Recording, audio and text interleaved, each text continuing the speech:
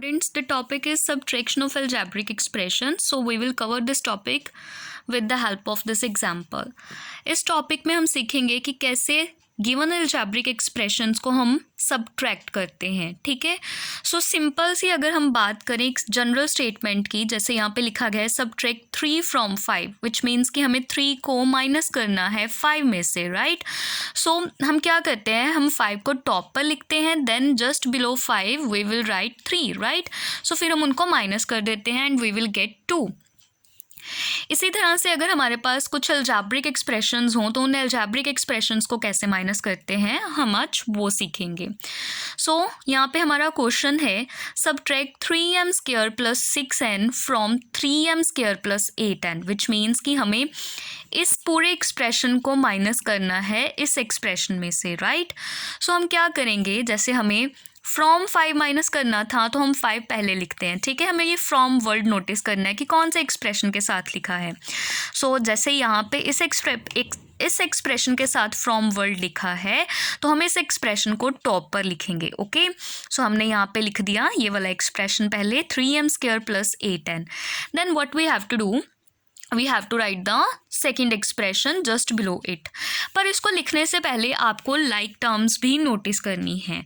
Like terms means अगर ये M square वाली टर्म है तो इसके नीचे, जैसे हमने यहाँ पे एम स्क्वायर वाली टर्म लिखी है, इसके नीचे भी एम स्क्वायर वाली टर्म ही लिखनी है हमें. ठीक है. उल्ट पुल्ट करके चेंज करके ऑर्डर नहीं लिखना. देन अगर यहाँ पे n वाली टर्म है so just below it we have to write the term that contains n. Okay. So यहाँ पे ऑलरेडी एक पर्टिकुलर ऑर्डर में, सेम ऑर्डर में हम कह सकते हैं, same order in the sense कि जैसे यहाँ पे पहले m स्क्वायर वाली टर्म है तो यहाँ पे भी m स्क्वायर वाली टर्म है. अगर यहाँ पे n वाली टर्म है पहले तो यहाँ पे भी n वाली टर्म है. So which means we don't have to change the order. Okay. जैसे हमारे पास एक्सप्रेशंस थे वैसे हमने लिख लिए, पहले ये वाला देन ये वाला. Now what we have to do, we have to change the sign. हमें उस एक्सप्रेशन के साइंस को चेंज करना है जिस एक्सप्रेशन को हमने सब्ट्रैक्ट करवाना है. ठीक है. ये वो सब एक्सप्रेशन है जिससे हमें सब्ट्रैक्ट करवाना है इसमें से. ठीक है. Which means this is the expression to be subtracted. So इसके साइंस को हमने चेंज करना है क्योंकि यहाँ पे 3 पहले, अगर हम यहाँ पे देखें तो 3m स्क्वायर पॉजिटिव है तो विच मीन्स पॉजिटिव को चेंज करके हमने यहाँ पे नेगेटिव कर देना है. ओके. अगेन यहाँ पे पॉजिटिव 6n था तो इस पॉजिटिव को चेंज करके हमने यहाँ पे नेगेटिव साइन डाल दिया. Now we have to simply solve it. Now one more thing which you have to remember is you have to take these signs now, okay, with this expression. मतलब कि आपको अब पिछले साइन नहीं याद रखने हैं कि 3 के साथ कौन सा साइन था, अब आपको ये माइनस ही याद रखना है यहाँ पे. सो 6 के साथ अगर पॉजिटिव था तो आपको पॉजिटिव निग्लेक्ट करना है, आपको अब 6 के साथ नेगेटिव साइन लेकर चलना है. ठीक है. Now it will become 3m square minus 3m square. So 3m में से 3m को माइनस कर देंगे, it will become 0m square. And if you are unable to understand it, you can write them like this separately. So 3 minus 3. Okay. Both terms contain m square, so m square को हमने common लिख दिया.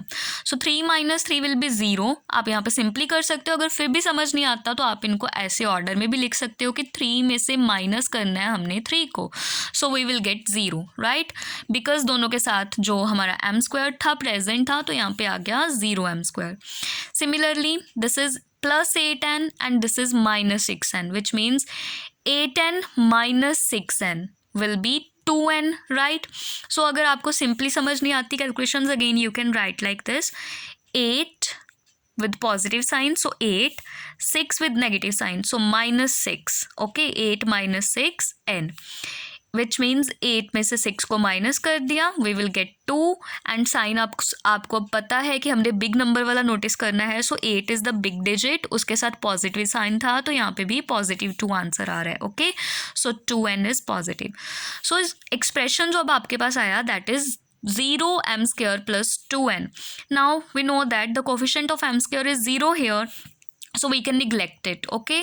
So now we are only left with 2n. So the final answer is 2n. By subtracting this expression from this, we will get 2n. That is all about subtraction of algebraic expressions. The things which you have to remember और which you have to focus are the word from किसके साथ लिखा है उसको पहले लिखना है. ओके. Second is you have to write the second expression just below this one. फिर उसके बाद आपको याद रखना है कि आपको साइन चेंज करने हैं. ओके.